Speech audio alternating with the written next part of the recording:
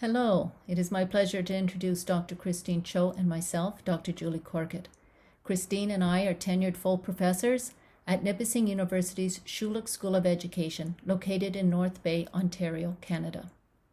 On March 11, 2020, the World Health Organization declared COVID-19 a global pandemic.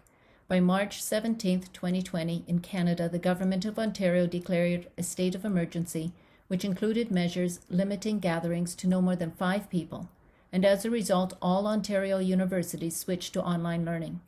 As the pandemic continued to rage, by April our university decided we would not be returning to face-to-face classes in the fall semester, which generated some tension for us.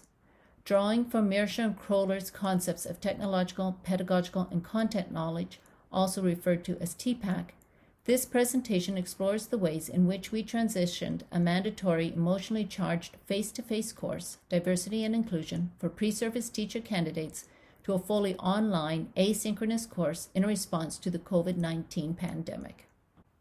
Both of us were assigned several sections of a mandatory 36-hour Diversity Inclusion course for teacher candidates in the fall of 2020. The Diversity and Inclusion course, which consists of teacher candidates from the primary, junior, intermediate, and senior divisions, are all in the same course, and it is offered in the second year of a 2-year Bachelor of Education program over a span of 9 weeks.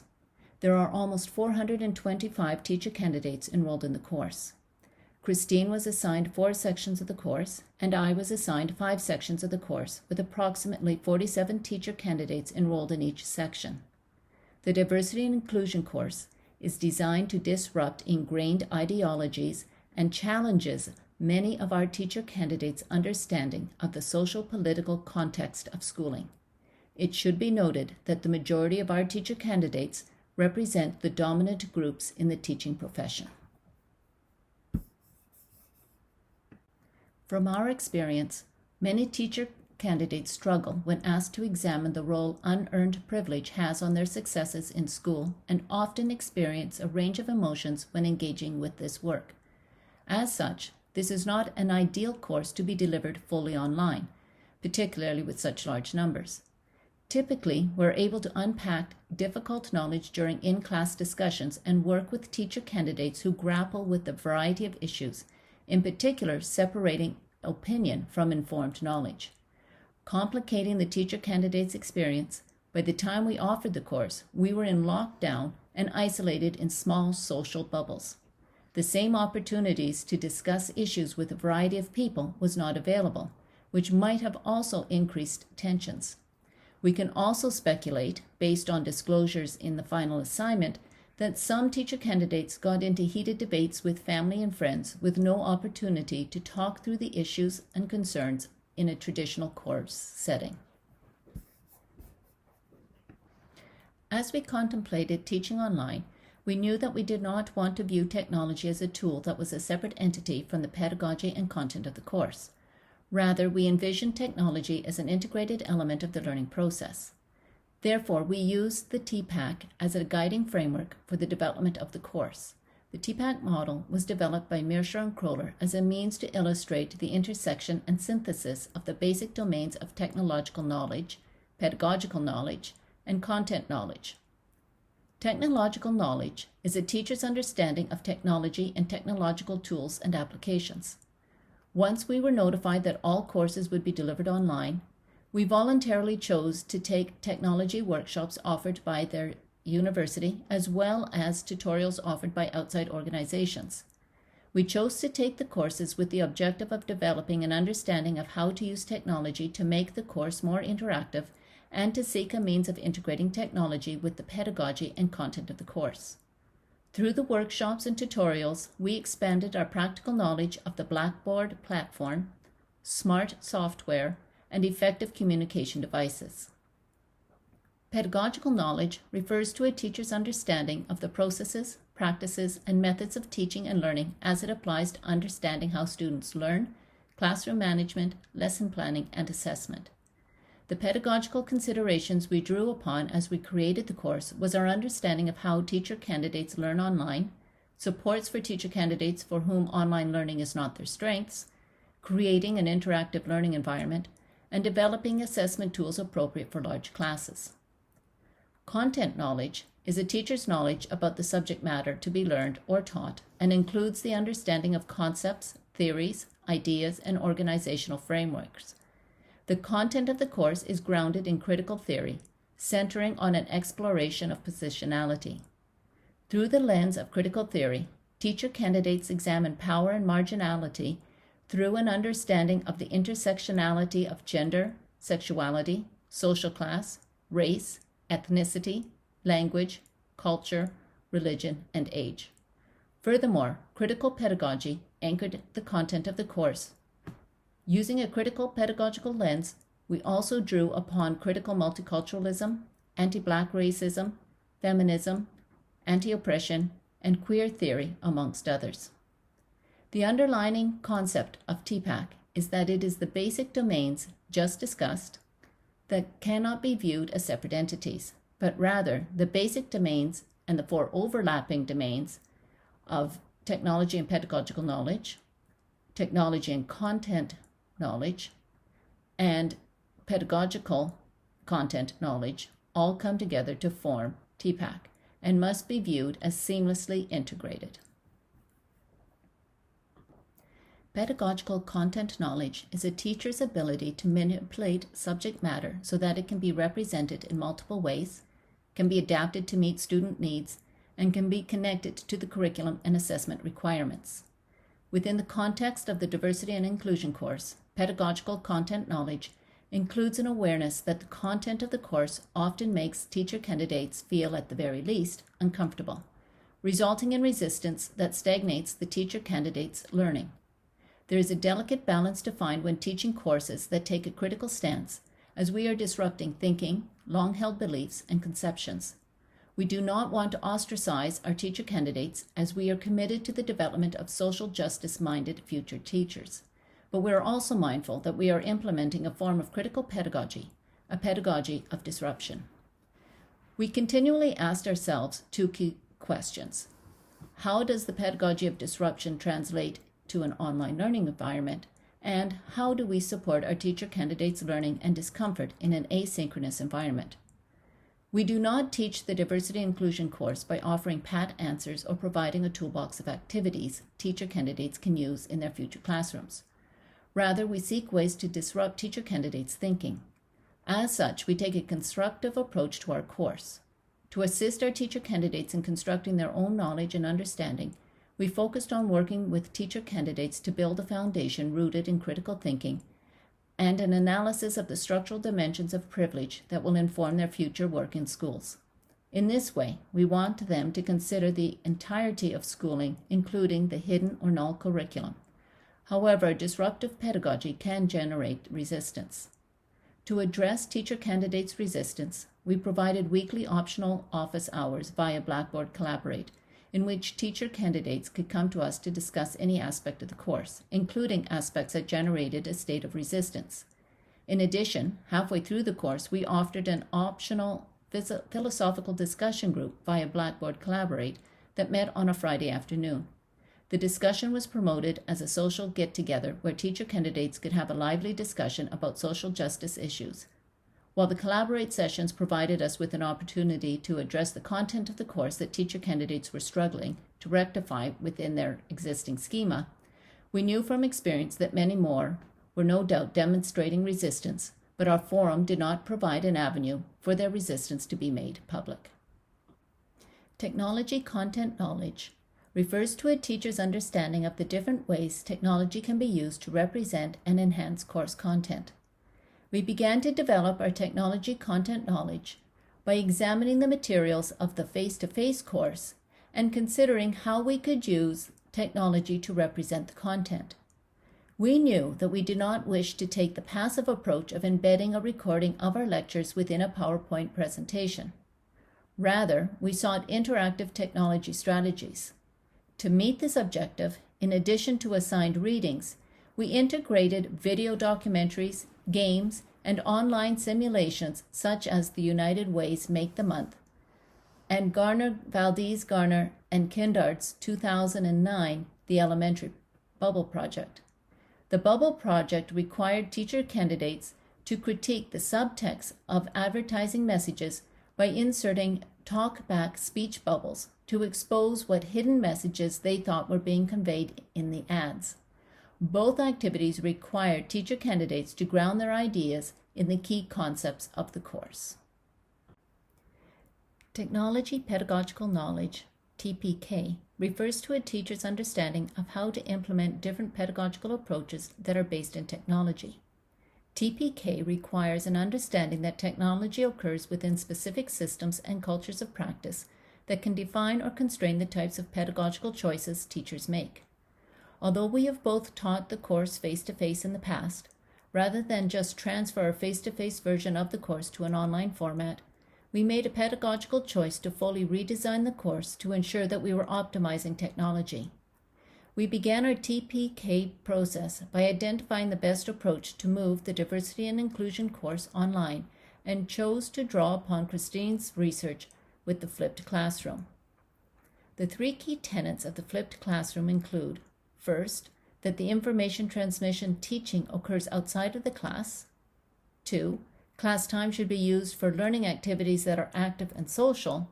And 3, students should complete pre- and/or post-class activities to fully benefit from in-class work. Given the structure of our online asynchronous course, our teacher candidates would have to work on their own. They would need to complete a substantial amount of reading, information transmission, in order to engage with the content of the course and to be prepared for the learning activities that would occur within the online modules.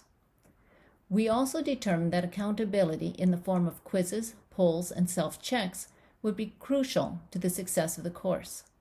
After we completed all the modules and associated quizzes and self-checks, we created an introductory video which served as an orientation to the course. In addition, we created a sample timetable for the teacher candidates. As nothing was scheduled for our teacher candidates, we created a mock timetable to assist our teacher candidates with time management, suggesting they visit the course twice a week for 2 hours. We also created a participation log, which was a tracking sheet for teacher candidates to ensure they completed all the various tasks and activities in each module. The teacher candidates uploaded their log to the Dropbox at the end of the course, which also served as a form of accountability. In addition, we utilized the calendar function in Blackboard, ensuring teacher candidates could get reminders about due dates as well as an awareness of the various religious and social observances throughout our time together. Technology, Pedagogy, and Content Knowledge, TPAC, refers to the teacher's understanding of pedagogical strategies for teaching course content through the integration of technology. The key element of TPAC is that technology is not perceived as an add-on. Rather, technology is given the same weighted consideration as the course content and the instructor's pedagogical choices. We transitioned to TPAC by integrating our beliefs about using technology to develop teacher candidates' understanding of positionality within a critical theory framework, utilizing our knowledge of technology-based course content and resources, and our knowledge of technology-based strategies for understanding and exploring social justice issues. Our TPAC required us to consider what our online learning platform could offer us pedagogically and how that would enhance or hamper our content. Instead of viewing technology as a passive mode of delivery, we envisioned the computer, software, and applications as the classroom in which the learning was occurring. We worked to make the Blackboard platform welcoming and easy to navigate by ensuring that the wording in the menu matched the key components of the course.